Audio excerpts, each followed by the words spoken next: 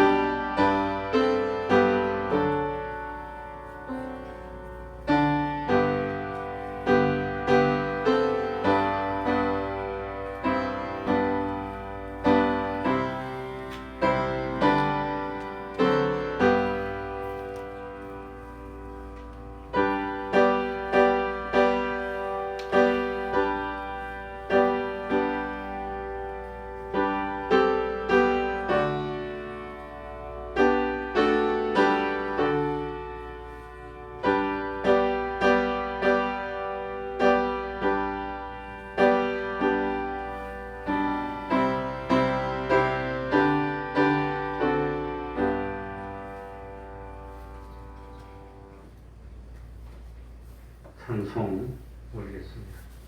찬송가 463장입니다. 463장입니다.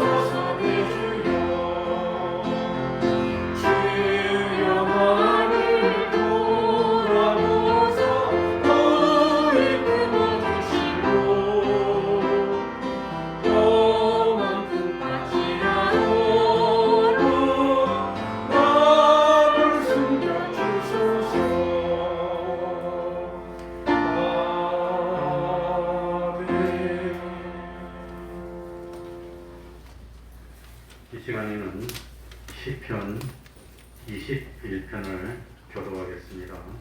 시편 21편입니다. 구약 성경 816쪽이 되겠습니다.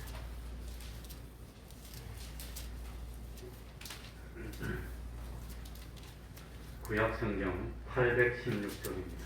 시편 21편입니다.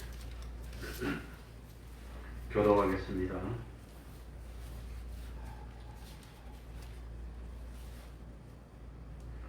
여호와여, 왕이 주의 힘을 인하여 기뻐하며 주의 구원을 인하여 크게 즐거워하리이다.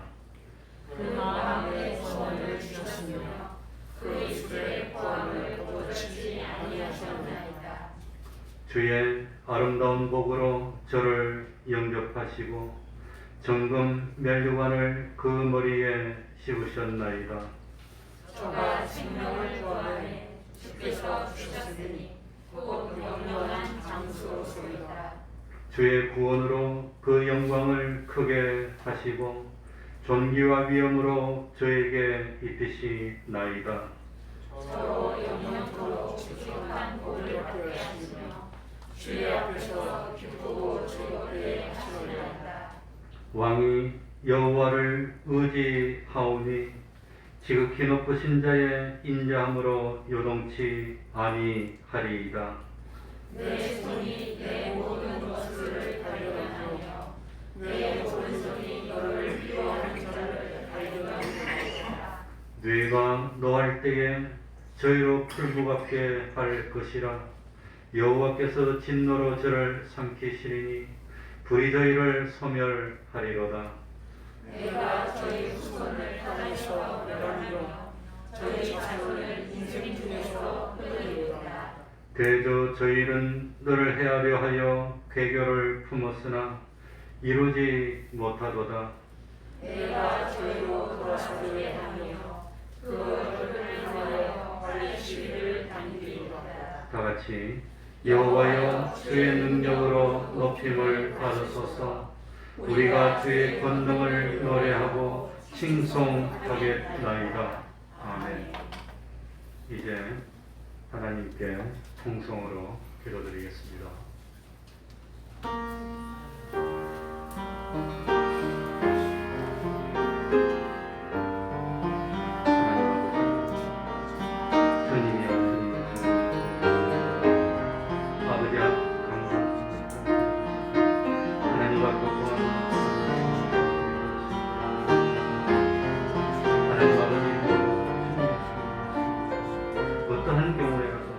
먼저 해야 될 것이 그의 나라를 구하는 삶을 저희들이 될 수 있도록 은혜를 부어주옵소서. 아버지 하나님이여, 주님이여, 하나님 아버지시여, 그 발걸음을 하나님의 하나님 아버지 하나님이여, 하나님 아버지시여, 모든 슬픔 주님이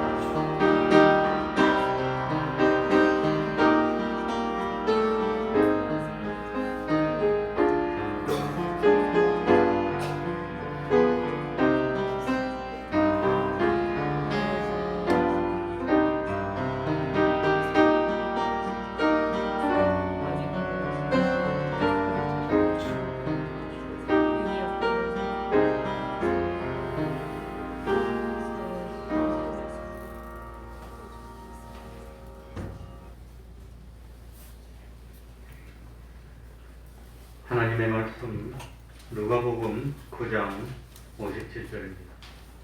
누가복음 9장 57절입니다. 신약성경 109쪽이 되겠습니다.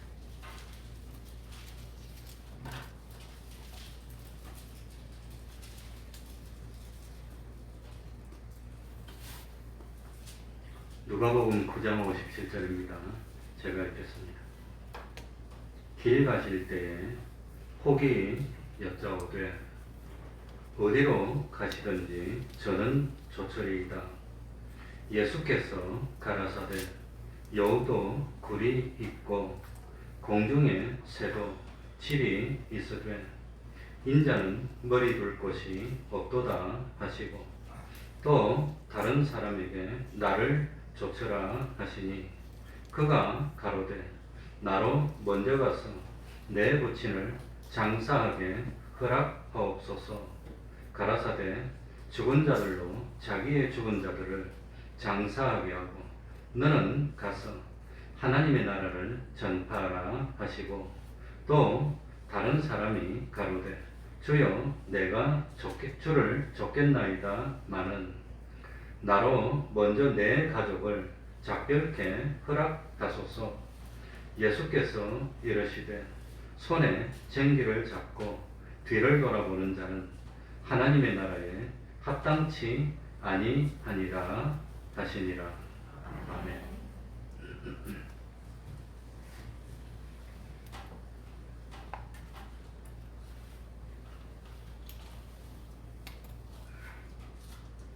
우리들이 마땅히 예수를 믿으면서 갖추어야 할 태도나 마음가짐을 가르쳐 주시는 말씀입니다. 이 말씀은 코로나가 횡행할 때도 마찬가지고, 그리고 참 아무리 힘들고 어렵고 우크라이나처럼 전쟁이 터질 때도 이 말씀은 마찬가지로 적용이 되고 해당이 되는 말씀입니다. 그러니 이 세상에 태어나서 사람이 죽을 때까지 최고로 참 중요한 것이 뭡니까? 주님을 따르고 주님을 좇는 그것보다도 귀중하고 좋은 것이 없다고 하는 겁니다. 우리도 주님처럼 되고 하나님 아버지 같이 온전해져서 영원하고 불변할 수 있는 영생에 속한 것을 이루려고 하는 것이 우리 소망입니다.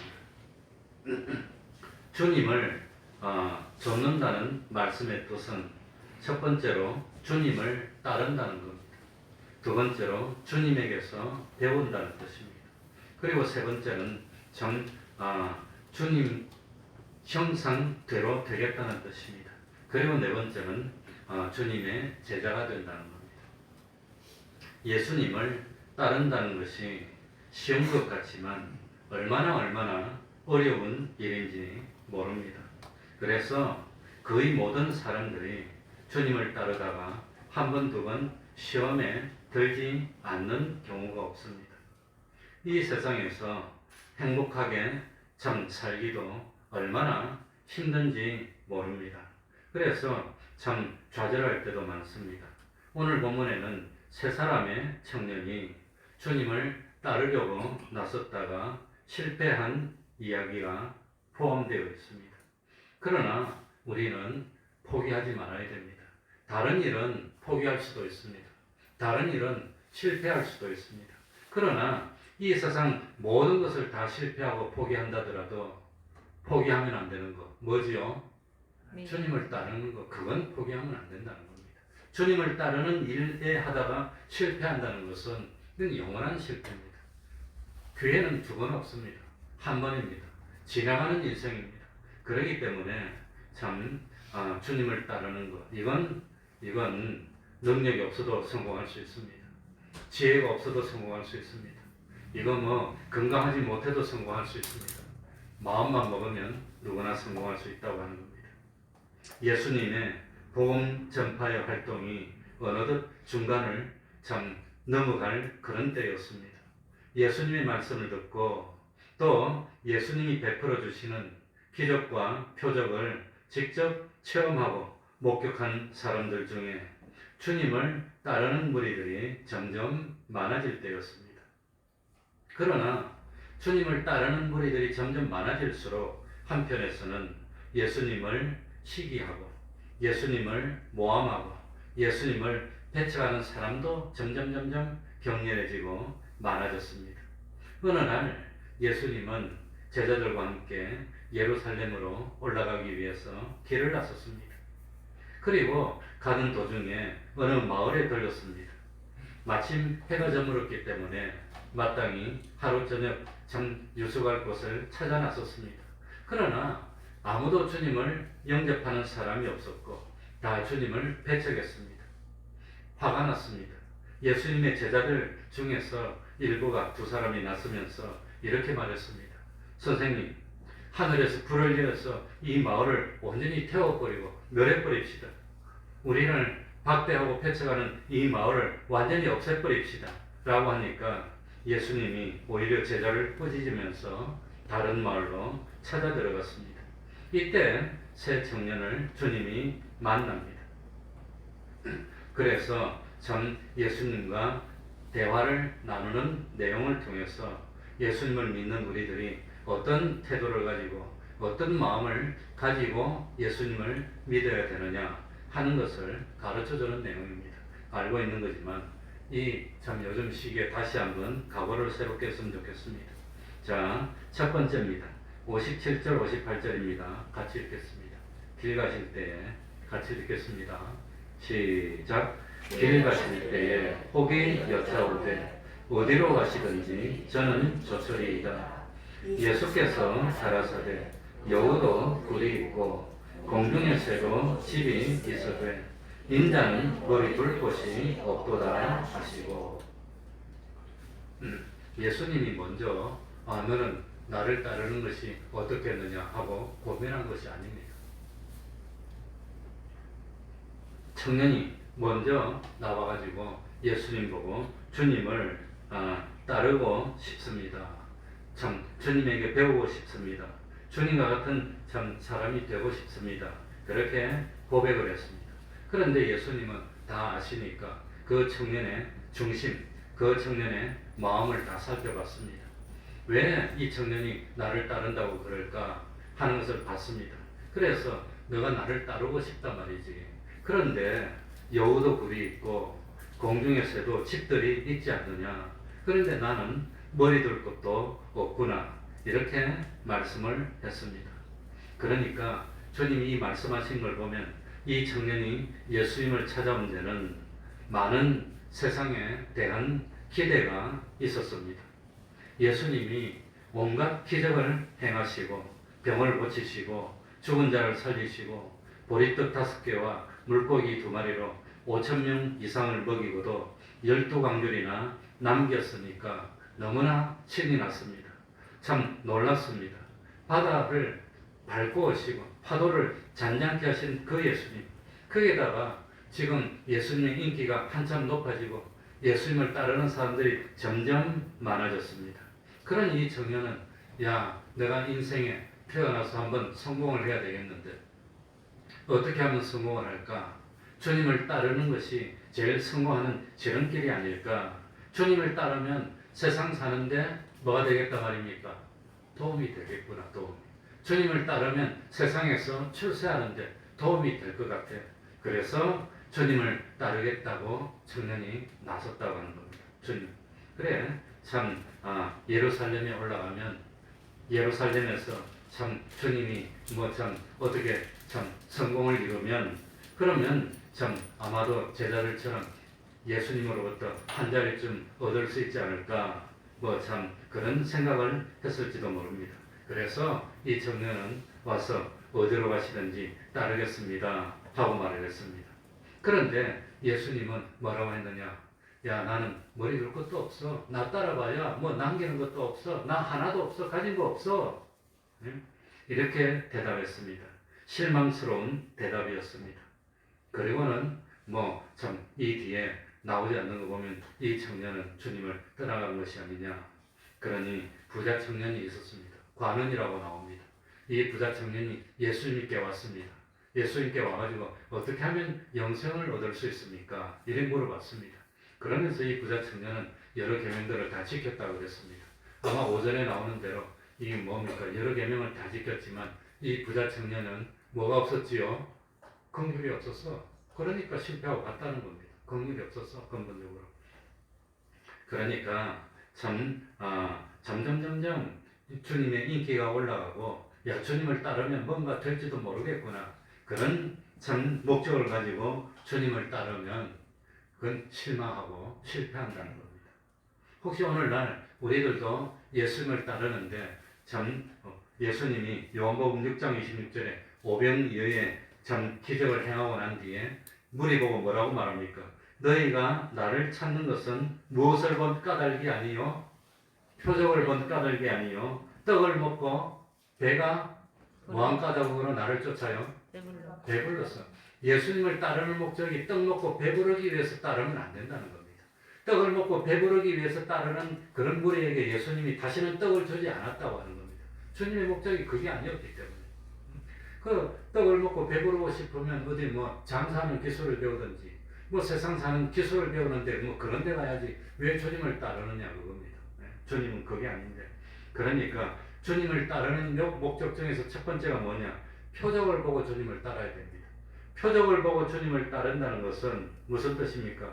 예수님이 누구시기 때문에 따른다는 거죠. 예수님이 우리를 구원해 주실 세 글자로 누구시니까? 구세주니까. 예수님이 구세주니까 따른다고 하는 거예요. 나를 구원해 주실 일은 하나님밖에 없으니까 내가 주님을 따르는 거. 그게 맞는 건데. 그런데 먹고 배부른 까닭으로 주님을 따르는 것은 야 예수님 따라다니다 보면은 먹는 것도 해결되겠구나. 한 자리 없겠구나. 세상 사는데 돈 버는데 뭐 참 도움이 되겠구나. 그런 생각으로 따르는 우리는 어떤 사람일까요? 우리가 맨날 기도할 때 떡을 먹고 배부르기 위해서 맨날 기도를 하지 않습니까? 그렇다면 예수님 따르는 목적이 떡을 먹고 배부르는 것이 되는 겁니다. 그렇다면 기도할 때 무슨 기도를 해야 됩니까? 표적을 보고 주님을 따르는 썩을 것을 구하는 우리가 아니라 뭘 구해야 되지요? 썩지 아니할 것을 구하는 우리가 돼야 되는데 썩지 아니할 것은 구하지 않고 맨날 썩을 것만 구하고 따른다면 이 첫 번째 청년의 잘못에 빠진다고 하는 겁니다. 그러니까 참 지금이라도 우리가 냉정하게 생각해 봅시다. 우리는 주님을 믿고 주님을 따르는데 무엇 때문에 따릅니까? 무엇 때문에 따릅니까? 예? 그러니 우리가 예수님을 믿고 따르는 이유가 어떤 떡을 먹고 배를 채우기 위해서 그러니 예수님을 믿는 목적이 세상에 자기 어떤 욕구를 채우는데 내 힘으로는 안 되니까 주님이 좀 도와주시면 내가 성공하는데 좀 도움이 될 것 같아요. 취직하는데 도움이 될 것 같아요. 이 세상 살이하는데 도움이 될 것 같아요. 그래서 주님을 믿고 따르는 것도 처음에는 그럴 수 있습니다. 처음에 뭐 안 믿을 때는 뭐 그것 때문에 따를 수도 있지만 믿다가 보니까 그게 아니구나. 이건 썩을 것이구나. 예수님을 믿기 위해서 나오다 보니까 부활이 있다는 걸 깨달았습니다. 보이는 것은 잠깐이고 보이지 않는 것이 영원하다는 걸 깨달았습니다. 그렇다면 예수님을 믿으면서 뭐가 바뀌어야 되지요? 소망이 바뀌어야 되는 겁니다. 열심히 정말 기도하다 보면 기도 제목이 바뀌어야 되는 겁니다. 근데 그게 안 바뀌어요. 그게 잘못이라고 하는 겁니다. 그러니까 그걸 우리들이 고쳐 내 자신이 예수님의 사람이 된다는 것은 내가 예수님을 이용해서 세상 썩을 것으로 이득을 보겠다는 그런 생각이 아니라 참 나도 기꺼이 주님의 십자가에 동참하겠습니다 하는 그런 소원을 가지는 사람으로 바뀌어야 되는 겁니다. 십자가를 진 후에라야 뭐가 있습니까? 부활의 영광이 있고 멸류관이 있으니까. 그러니까 참 주님은 우리가 다 아는 대로 아무든지 나를 따라오려거든 자기를 뭐하고 자기를 부인하고 자기 무엇을 부인해야 됩니까? 자기의 무엇을? 예? 자기의 무엇을 부인하지요? 자기 욕심을 부인하고 자기의 세상 욕심, 육체의 욕심을 부인하고 따라야 되는데 육체의 욕심을 이루기 위해서 따르면 그거는 실패하고 마는 겁니다.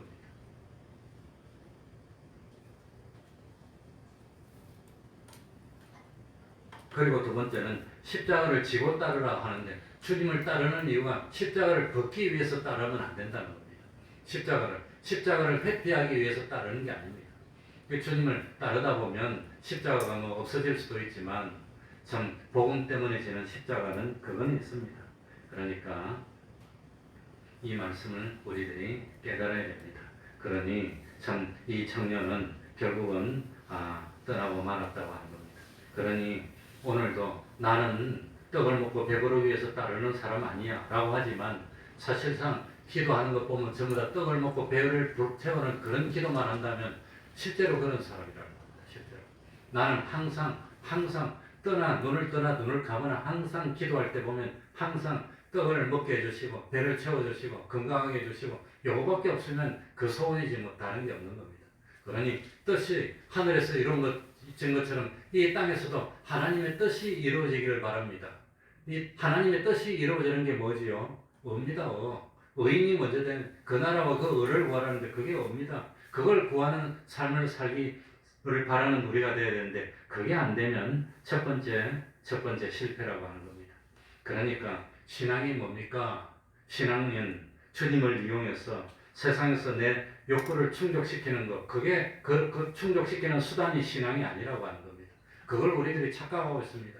안 믿는 사람이 전부 다는 생각이 뭐냐? 교회 가도 별 수 없더랍니다. 교회 가도 별 수 없더라. 뭐가 별 수 없습니까? 교회 가도 뭐 갑자기 뭐 합격하는 것도 아니고 교회 가도 뭐 사업 성공도 아니고 그러니까 교회 가도 별 수 없더라. 그래서 안 온대. 내가 실제로 그런 사람은 본 적이 있습니다. 그래서 이 사람은 틀렸구나. 이 사람은 첫 번째 청년입니다. 떡을 먹고 배부르기 위해서 주님을 따르는데 교회 가도 배가 고프더라. 그러니까 못 오겠다는 겁니다. 그러니 하나님을 위해서 먼저 그 나라와 그 의를 구하고 하나님의 나라를 확장하고 하나님의 뜻을 이루기를 먼저 힘쓰는 사람이 되면 하나님은 떡은 더 주십니다. 그래가지고 복을 줘서 그런 일을 하라고 떡을 더 줘서 배부를 수는 있지만 오로지 주님을 따르고 신앙생활하는 목적이 요거 떡을 먹고 배를 부르는 거 요것만 되면은 그건 실패한다고 하는 겁니다. 그게 첫 번째입니다. 그리고 두 번째는 59절 60절입니다. 59절 60절은 조금 더 어렵습니다. 59절 60절 한번 다 같이 읽어보겠습니다. 또 다른 사람에게 같이 읽습니다. 시작. 또 다른 사람에게 나를 쫓으라 하시니 그가 가로되 나로 먼저 가서 내 부친을 장사하게 허락하옵소서. 가라사대 죽은 자들로 자기의 죽은 자들을 장사하게 하고 너는 가서 하나님의 나라를 전파하라 하시고. 그러니까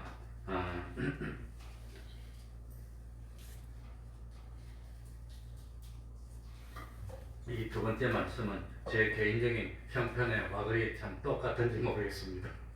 아버지를 장사하고 따르면 안 됩니까? 저희 아버지가 1931년생인데 지금 우리 나이로 92입니다.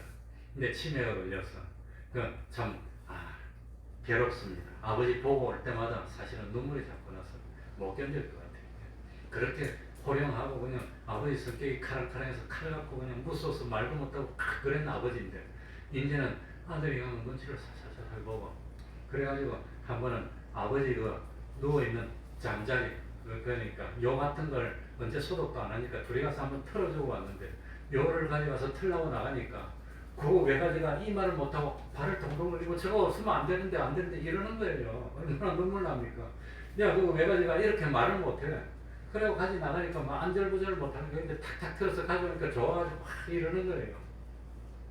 그러니까 옛날에 어떤 뭡니까? 카랑카랑하게 호령하고 그냥 그냥 지시하던 그런 건 없고 그냥 눈치 안 보고 들고 나가면 외가지가 그 말을 못하고 발을 동동 걸면서 안타까워서 이러는 사람으로 바뀌었어요. 얼마나 안타깝습니까? 그런 걸 보면서 야 옛날에 참 나한테 그냥 무례하게 하고 너무 함부로 하고 그런 게 어디 있어요? 사람이 다 없는데 벌써. 네. 그러니 그런 아버지 보고 올 때마다 참 눈물이 나는데 아들로서 무기력한 겁니다. 내가 할 수 있는 게 없어. 할 수 있는 게 없어. 그러니 먼저 가가지고 부친을 장사하게 허락하옵소서 이 말이 안 나오겠어요. 생겼어요 지금. 그러니까 이 전 57절하고 59절하고 다른 점이 뭐지요? 57절은 주님이 길 가실 때 어떤 청년이 쫓아와서 물어본 겁니다. 근데 59절은 뭐죠? 다른 사람에게 이번에는 주님이 뭐라고 했죠? 나를 쫓으라고 먼저 권면했다는 겁니다. 이번에는 먼저 권면했습니다. 아마도 이 사람은 주님을 쫓아오면서 이렇게 참 아마도 싹수가 있고 그러니까 주님이 권면한 것이 아닌가 모르겠습니다. 먼저 주님이 나를 쫓으라고 말씀합니다.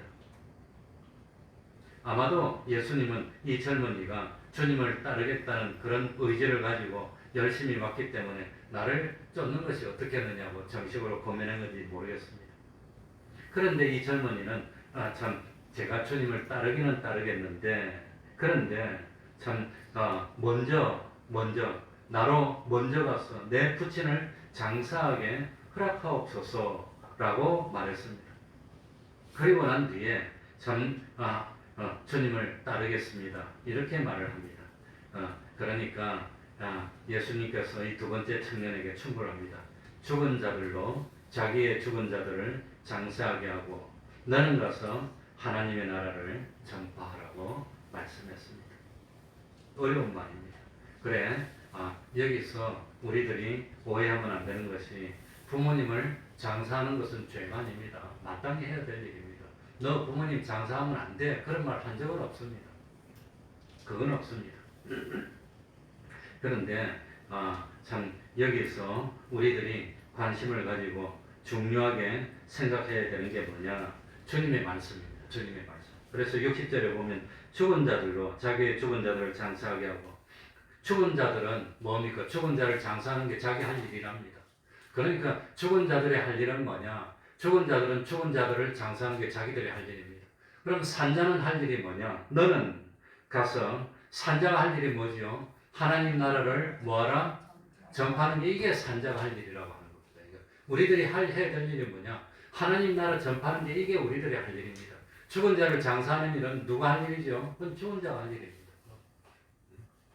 이게 중요하다고 하는 겁니다.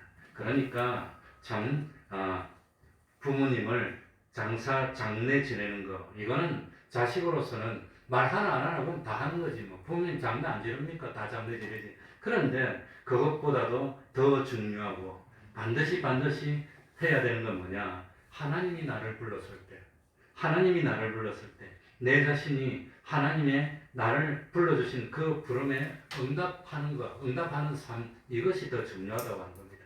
냉정하게 생각하면은 산 사람이 죽은 자를 위해서 할 수 있는 일은 있습니까? 없습니까? 없다고 하는 겁니다. 죽었으면 끝입니다. 죽은 사람을 위해서 할 수 있는 일은 아무것도 없습니다. 그저 돌아가신 분은 불구덩이에 집어넣어서 타도 왜 이리 뜨겁냐 그런 말을 안 합니다. 그냥 영혼이 떠나고 나면 나머지 육체는 그냥 물체라고 하는 겁니다. 그러니 돌아가신 분을 위해서 우리들이 할 수 있는 일은 아무것도 없다고 하는 겁니다. 아무것도 없습니다. 그러니까 돌아가신 분은 그저 참 예의에 갇혀가지고 시신을 그냥 마지막으로 장례 치러주는 거, 그거 말고는 할 수 있는 게 아무것도 없습니다. 그냥 매장하든지 화장을 하든지 뭐 그러는 거.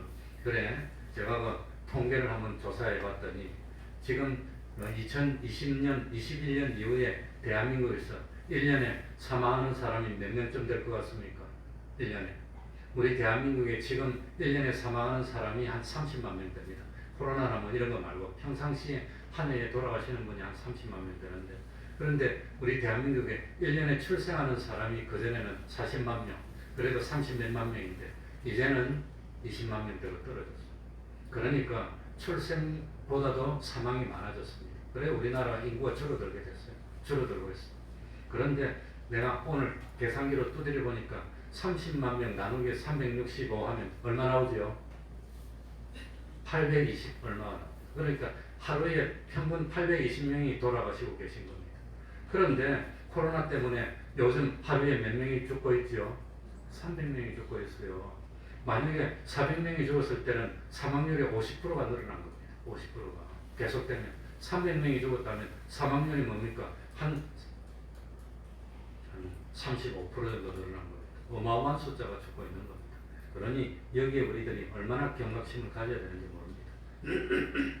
어쨌든지 참 산 사람이 죽은 사람을 위해서 할 수 있는 거 없습니다. 그래서 다윗의 이야기를 하더라도 다윗의 아들이 태어났습니다. 죄를 지어서 낳습니다. 그러니까 하나님이 그 아들을 쳐버렸습니다. 치니까 아들이 다 죽어가는 거예요. 그러니까 다윗이 자기 아들인데 아들이 죽어가는 거 보고 아버지가 얼마나 마음이 아프겠습니까? 그러니까 밥도 안 먹고 무릎 꿇고 꼼짝도 안 하고 1회는 며칠이지요? 7일입니다. 7일을 꼼짝도 안 하고 기도만 했다는 거예요. 얼마나 아버지의 불타는 심정으로 아들을 위해서 하나님께 내가 죄를 지었지만 살려주십시오 하고 막 기도를 했다는 겁니다. 아마 가능하면 다음 주에 예수님이 기도한 것이 뭘까 그걸 말씀드리려고 준비를 하고 있는데, 다윗은 아들을 살려달라고 그렇게 막 기도를 했는데 아들이 죽어버렸어. 그러니까 다윗이 엉엉 울면서 초상친다고 난리가 났습니까? 그냥 머리에 기름 바르고 모이고 맛있는 거 먹고 이랬습니까? 죽고 나면 그만이니까. 그러니까 슬프지만 하나님 하신 일은 돌이킬 수가 없다는 겁니다. 나는 죽어서 저에게로 갈 수 있지만 저는 한 번 죽으면 끝나서 나한테 올 수가 없어.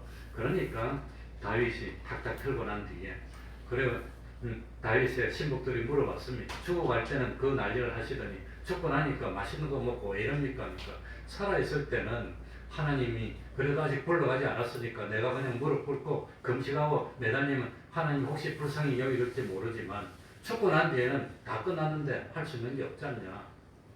그랬다고 하는 겁니다. 그러니 그러니 이것이 죽음을 대하는 우리들의 태도입니다. 그러니까 돌아가시기 전에 잘해줘야지. 우리 아버지도 뭐 돌아가시기 전에 잘해줘야지. 돌아가시고 난 뒤에 초상 아무리 잘 지내봐야 그게 뭔 소용이 됐습니까? 그게 무슨 뭐 도움이 됩니까? 아무것도 아닌데. 살아생전에 어쨌든지 잘하는 게 그게 중요하지. 응? 그게 중요하지. 그러니까 우리들이 세상에 살아가는 데 있어서 중요한 일이 많이 있습니다. 결혼도 중요하고, 사업도 중요하고, 어떤 뭐 취직도 중요하고, 돈 버는 것도 중요한데, 그런데 이 사람에게 최고로 중요한 일이 뭐냐? 하나님이 날 불러주셨을 때, 하나님이 나에게 어떤 사명을 주셨을 때, 그게 충성하는 것, 그게 초상치는 것보다 더 중요하다는 거예요. 그게 더 중요하다. 어쨌든, 그러니까, 하나님이 우리에게 주시는 그 사명에 충성하는 것은 이 세상에 무엇보다도 더 중요합니다. 그래서 이 사건이 있고 난 뒤에 말합니다. 참 주와 복음을 위하여 세상에 말로 하기 좀 그렇지만 아비나 어미나 아내나 처자나 땅이나 전토를 벌인 자는 뭐 때 버립니까? 복음 전하기 위해서 나선 사람들이 그거 다 버리고 나온 거지 뭐. 그거 뭡니까? 저도 그래서 목회 나올 때 제일 힘든 게 그겁니다. 가정이 형편이 어려운데 저 혼자 서울에서 대학을 나왔는데 부모에게 돈 벌어서 좋은 직장 다니 효도도 많이 해야 되는데 그러지 못하고 딱 목회로 나오니까 그게 참 가슴에 맥히고 힘들었지만 그래도 저는 이 성경을 알고 있었어요. 그래 우리 할아버지도 목사님이었으니까 엄마 아버지가 아무 말도 안 했어요. 아무튼 그러니까 두 번째에서는 뭘 구별해야 되죠? 먼저 해야 될 일과 나중에 해야 되는 일을 구별할 줄 알아야 됩니다. 뭘 먼저 해야 되지요? 먼저 해야 될 일이 뭐지요? 그의 나라와 의를 구하는 겁니다. 먼저 해야 될 일이 뭐지요? 하늘나라를 전파하는 이게 먼저 해야 되는 일입니다. 그런데 실제로 닥치면 그걸 하지 못해요. 그래서 문제입니다. 먼저 해야 될 일과 나중에 해야 될 일을 구별할 줄 아는 사람은 성공한다는 겁니다. 먼저 해야 되는 게 뭐지요? 아버지 장례 치르는 것보다도 먼저 해야 되는 게 뭐지요? 하나님 나라를 전파하고 신앙을 지키는 일, 그게 더 먼저 해야 되는 일입니다. 이게 어렵습니다. 말하기 참 어렵지만 이게 사실이라고 하는 겁니다. 그러니까 죽은 자들로 자기의 죽은 자들을 장사하게 해갖고 너는 가서 하나님 나라를 전파하라 이렇게 했는데 여기에 대한 해석이 사실은 여러 가지가 있습니다. 여기서 죽은 자들은 주님의 대속을 입지 못한 세상 사람들을 말한다면 세상 사람들의 일거리는 세상 사람들한테 맡기는 겁니다. 우리는 생명에 속한 일을 하자고 하는 겁니다. 그런 의미도 된다고 하는 것을 깨달아야 되겠습니다. 그리고 또 하나는 참 우리 믿는 사람에게는 부모에 대한 그 의무를 다하는 것보다도 앞선 것이 하나님에 대한 충성이라는 겁니다. 근데 그건 말하기 어렵지만 그게 이 기독교의 정신이라는 것만 알면 됩니다. 어쨌든 이거는 넘어가겠습니다. 세 번째입니다. 61절, 62절 다 같이 읽겠습니다.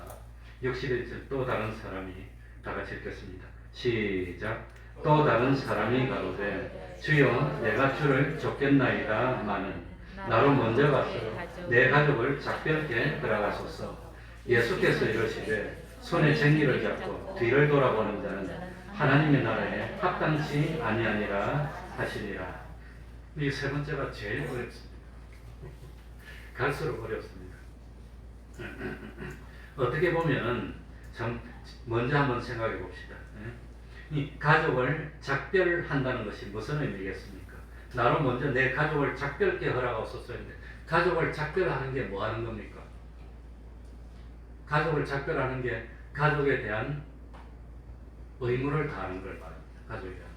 그러니까 가족을 작별하겠다고 하는 것은 내가 가족에 대한 의무를 다하고 그리고 난 뒤에 참 주님을 따르겠습니다 하는데 이 가족에 대한 의무를 다하고 주님을 따른다는 것은 마땅한 말이고 당연한 말인 것 같지만 사실은 가족을 작별하고 주님을 따르겠다는 사람은 죽을 때까지 주님을 따르지 못합니다. 죽을 때까지 주님의 일을 할 수가 없습니다. 왜냐하면 가족에 대한 의무는 끝이 없기 때문입니다. 어떻게 하면 끝납니까? 부모는 부모의 자식에 대한 부모의 의무와 책임이 언제 끝나지요? 죽어야 끝납니다. 학교만 보내면 뭐 서양에는 대학까지만 보내면 그만이고 아니면 고등학교까지만 보내면 그만이고 대학은 네가 벌어서 가라 뭐 그런 것도 있지만 사실 가족에 대한 의무는 끝이 없습니다. 끝이 없습니다. 우리 신동이도 옆에 있는데 예사일이 아닙니다. 지금. 예사일이 아닌데 애 하나만 낳으면 우리 집에 삽니다. 그러니까 우리가 뭔 잘못이 있다고 그냥 그런데 현실적으로 안 그럴 수가 없는 겁니다.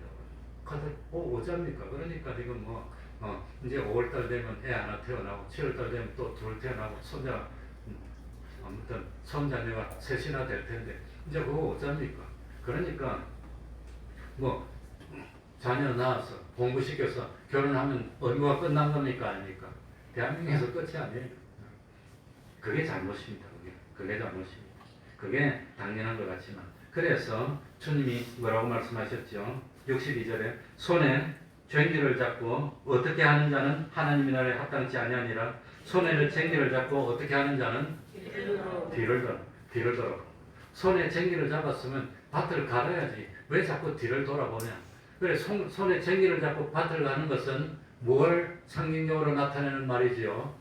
신앙생활. 그러니까 이 밭에 씨를 뿌리는 씨는 하나님의 말씀입니다. 밭은 뭐지요? 우리 마음입니다. 마음. 그 우리 마음을 갈아가지고 이 딱딱한 참 길가는 그 푸슬푸슬하게 만들어야 됩니다. 돌멩이가 많은 밭은 돌멩이를 파내야 됩니다. 이 마음 상태를 그래가지고 이 마음이 옥토 같은 마음이 돼서 하나님의 말씀을 명심하고 말씀대로 순종하는 사람이 돼야 되는데 그런데 이 쟁기를 잡고 밭을 가는 것은 신앙생활 하는데 신앙생활 하다가 뒤를 돌아보는 것. 뒤를 돌아보는 것은 이 신앙생활 하다가 세상을 보는 겁니다. 신앙생활하고 주님을 따르다가 뒤를 돌아보게 되는 것은 무엇 때문에 뒤를 돌아볼까요? 무엇 때문에? 내가 신앙생활 하다가 뒤를 돌아보게 만드는 제일 큰 요인이 뭘까요? 가족입니다. 가족 때문에 뒤를. 아버지가 왜 도둑질합니까? 가족 때문에 도둑질하는 거예요. 가족 때문에. 뭐 때문에 도둑질합니까? 가족들이 자꾸 뭐 자동차 사달라면 도둑질해야지. 월급 받아도 어떻게 사죠? 이거 그래야 되는 거지. 집이 좁아서 못 살겠다면 아버지가 뭐 해야 됩니까? 도둑질해야지. 이게 뒤를 돌아보게 된다는 겁니다. 그러니까 손에 쟁기를 잡고 뒤를 돌아본다는 것은 주님에게 충성하려고 하다가 자꾸 가족이 생각나서 그래가지고 참 세상이 생각나서 뒤를 돌아보는 거. 세상이 생각나서 뒤를 돌아보다가 실패한 사람이 누구였지요? 로세처입니다. 로세처. 하나님이 저기까지 가라면 가야지. 가려면 열심히 가야지. 왜 가다 자꾸 뒤를 돌아봐. 그러니까 이 신앙생활하는데 원수가 누구지요? 이 원수가 누구지요?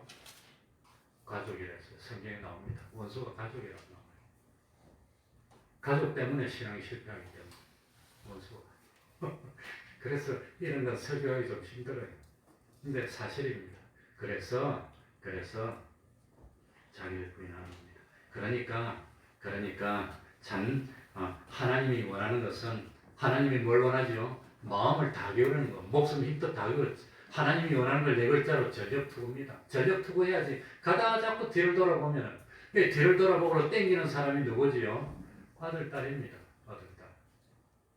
가족입니다. 형제, 자매, 부모, 친지, 아들, 딸입니다. 그러니까 참 신앙생활에는 뭡니까? 신앙생활을 하려면 뒤를 땡긴다고 포기하면 안 되고 끝까지 앞으로 나가야 된다는 겁니다. 그겁니다. 그래서 자기 신앙으로 자기가 구원받지 엄마가 잘 믿어가지고 아들 구원시킬 수 있습니까? 없습니까? 자기 믿음으로 자기가 구원받는 겁니다. 자기 믿음으로 우리 아들, 우리 딸 그게 안 된다. 자기가 믿어야 됩니다. 다만 가능한 게 하나 있는데 그게 뭐지요? 중보기도가 가능합니다. 부모가 자식을 위해서 기도를 하면 하나님이 참 감동하시고 때가 되면 자식에게 선물로 은혜를 줘서 믿음을 드릴 수 있도록 그렇게는 됩니다. 그렇게는 되지만 자기가 믿어야지 부모가 믿어서는 그건 안 된다는 겁니다. 그래서 우리들이 깨달아야 되는 것은 이 세상은 내가 영화를 누릴 자리가 아니라 이 세상은 내가 뭐 해야 될 자리지요? 십자가를 져야 됩니다. 베드로도 결혼했습니다. 성경에는 안 나오지만 결혼했으니까 아마 자식도 있었을지도 몰라. 있었겠지 뭐. 결혼해서 자식도 있는데 주님을 따라 나섰는데 근데 주님을 따라 나서서 땅끝까지 가서 정인이 되려면 아들, 딸 돈 벌어서 교육시키고 할 수 있습니까? 없습니까? 부모님에게 참 효도할 수 있습니까? 없습니까? 못해요. 나가는데 어떻게 합니까? 못하는 거지.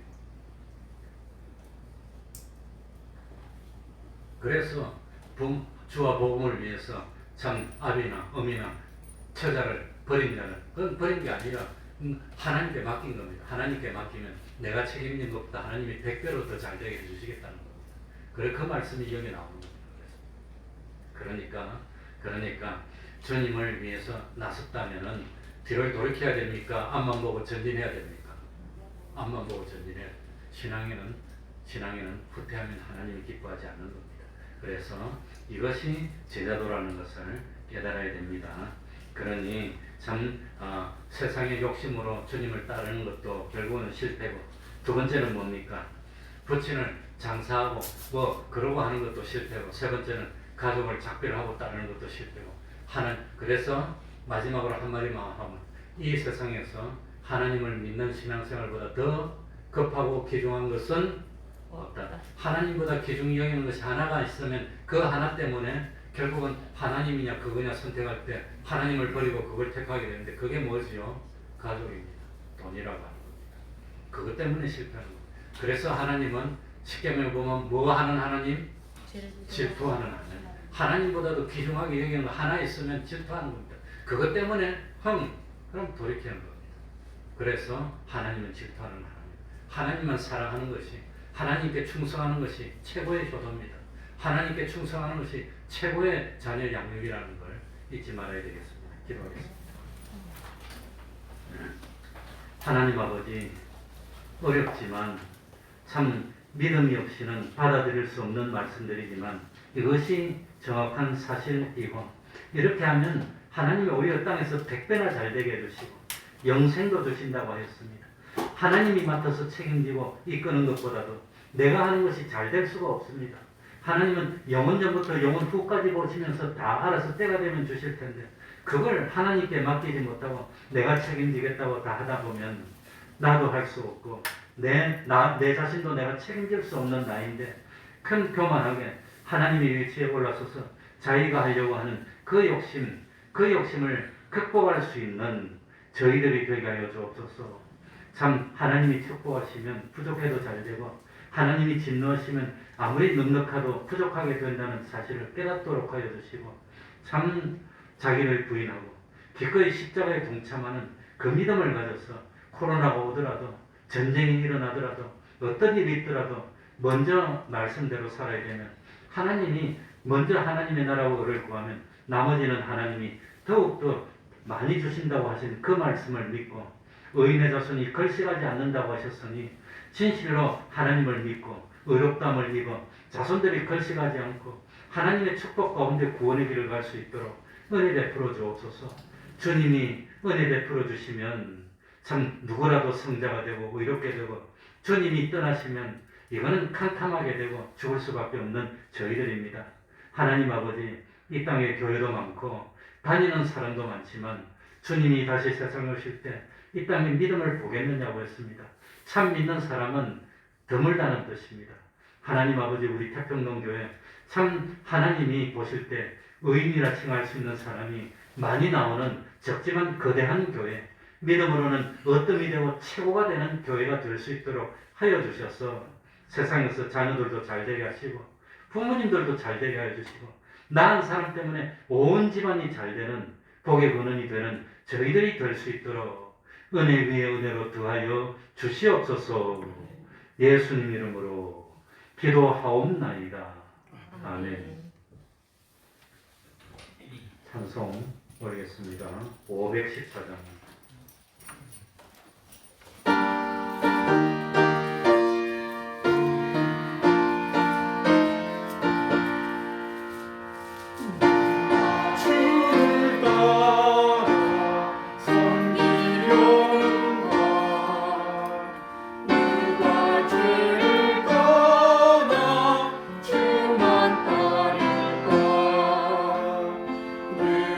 주를 섬겨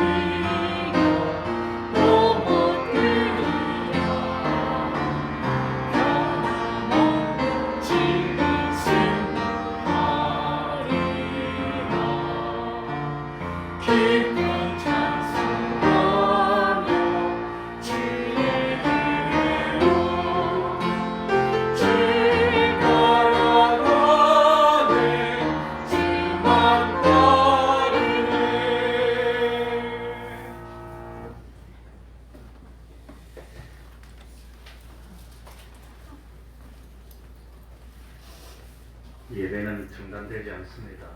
그러니까 새벽 기도에도 계속하고 수요일 예배 계속하고 금요일 기도에도 계속하고 있습니다.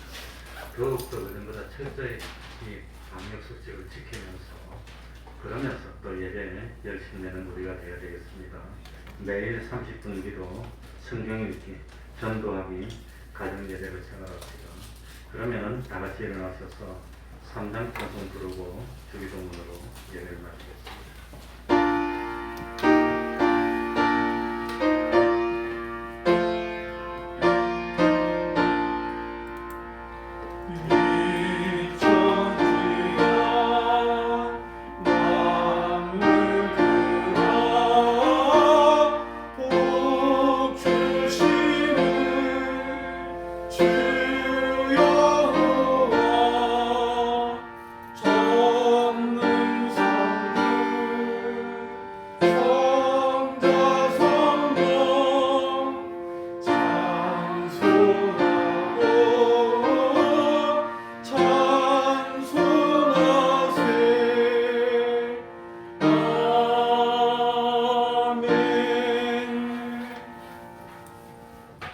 하늘에 계신 우리 아버지여, 이름이 거룩히 여김을 받으시오며 나라의 임하옵시며 뜻이 하늘에서 이룬 것 같이 땅에서도 이루어지이다.